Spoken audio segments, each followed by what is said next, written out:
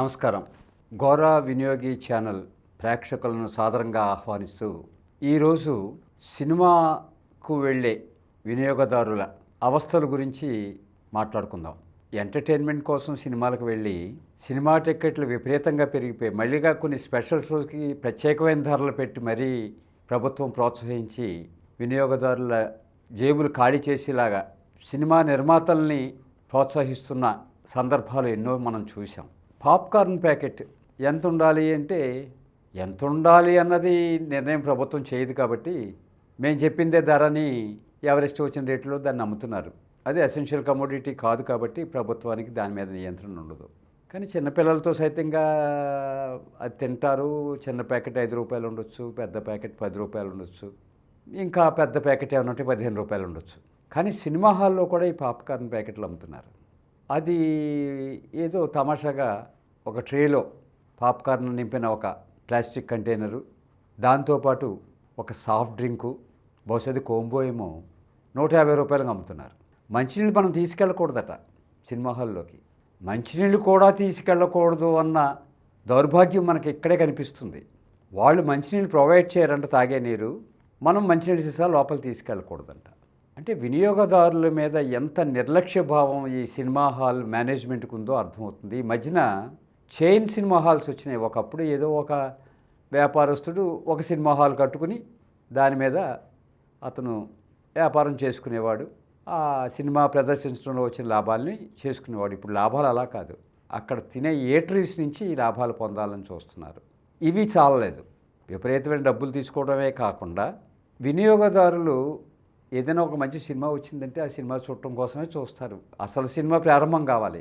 ఆ మధ్యకాలంలో ప్రభుత్వమే ఒక కంపల్సరీగా ప్లే చేయవలసిన కొన్ని రీల్స్ని సినిమా హాళ్ళు పంపించి అది ప్రదర్శించకుండా అసలు సినిమా ప్రదర్శన మీరు చేయకూడదన్న ఓ రూల్ ఒకటి తీసుకొచ్చింది.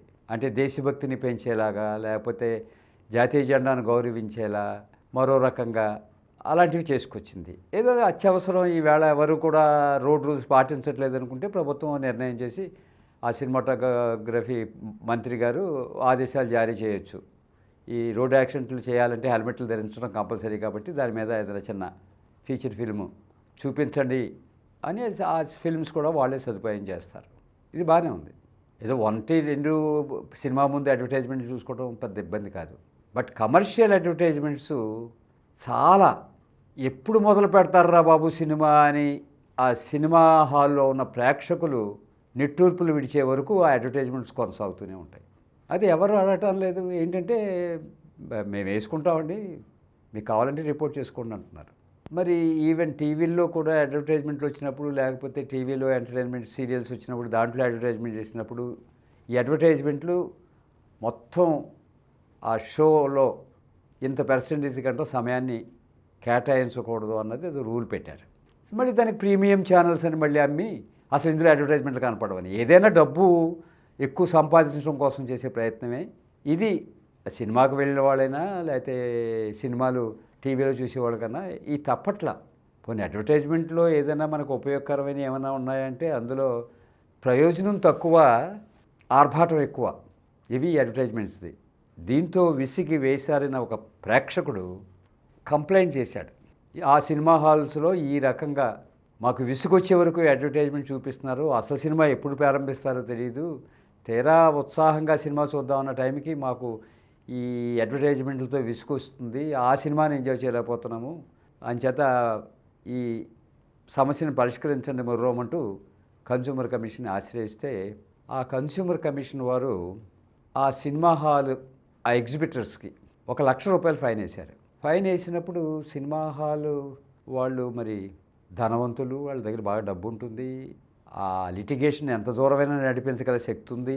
అంచేత వాళ్ళు ఏం చేశారంటే ఆ కమిషన్, కన్స్యూమర్ కమిషన్ ఇచ్చిన ఆ తీర్పుకి వ్యతిరేకంగా హైకోర్టులో అప్పీల్ చేశారు. ఆ కన్స్యూమర్ కమిషన్కి ఈ రకమైన తీర్పు చెప్పే అధికారం లేదు అని. పూర్వాపరాలు విన్న హైకోర్టు ఏం తీర్పిచ్చిందంటే కన్స్యూమర్ కమిషన్ను సినిమా హాల్ యజమాని వ్యాపారాన్ని ఎలా నిర్వర్తించుకోవాలి అని చెప్పక్కర్లేదు, ఆ అధికారం వాళ్ళకి లేదు అని చెప్పి ఆ కన్జ్యూమర్ కమిషన్ తీర్పు నిలుపుదల చేసింది. సరే, ఇక్కడ న్యాయపరమైన అంశాలు ఏముంటాయన్నది చెప్పి మీకు విసుగు తీసుకురాను. ఇప్పుడే అడ్వర్టైజ్మెంట్లతో చాలా విసుగు చెంది ఉన్నారు. కానీ ఒక్క విషయం మీరు గమనించాల్సింది ఏంటంటే, ప్రభుత్వం నిర్ణయం చేసి సినిమాకి ముందు ఎన్ని నిమిషాల పాటు వాళ్ళు అడ్వర్టైజ్మెంట్స్ చూపించవచ్చు అని నిర్ణయిస్తే బాగుంటుంది. దానికి ఒక మంత్రిత్వ శాఖ ఒకటి ఉంది కదా, వాళ్ళు చేయొచ్చుగా పని. అన్లిమిటెడ్గా వెళ్ళిపోతుంటే మాత్రం కమర్షియల్ అడ్వర్టైజ్మెంట్స్ వాళ్ళకి డబ్బులు వస్తాయి, ఎగ్జిబిటర్స్ డబ్బులు వస్తాయి, ఎందుకంటే అడ్వర్టైజ్మెంట్ ఇచ్చిన డబ్బులు ఇస్తాడు కదా. కానీ ప్రేక్షకుడికి ఏంటి దాని మీద ఇంట్రెస్ట్?